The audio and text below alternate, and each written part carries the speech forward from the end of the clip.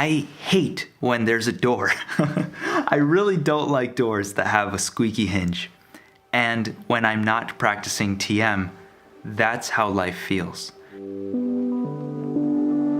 After high school, I went to university. During that time, I was introduced to a new lifestyle. Marijuana, drinking. It was like in the moment, I felt really good about myself. But as soon as I closed my eyes and things kind of came back to me and my life, I was looking for that next point of stimulation to feel good about myself. And that created a downward spiral. I would spend maybe 23 hours a day in bed.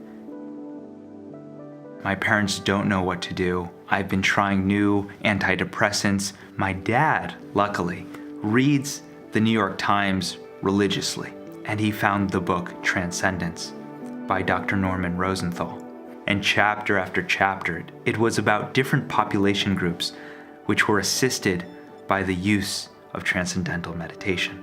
So I said, okay, well, that's enough people. Might it help me?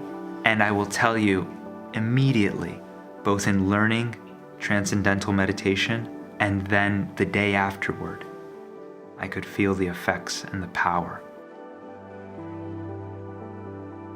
I began to see the patterns of how my actions translated into how the world would respond to me. I was becoming more responsible.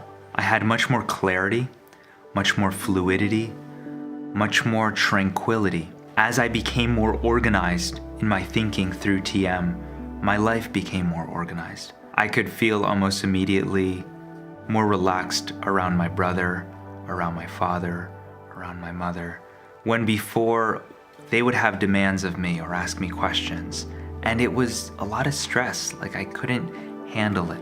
After learning TM, I noticed, especially with my younger brother who I compete with, that there wasn't as much of heat and friction, and for that I am so grateful.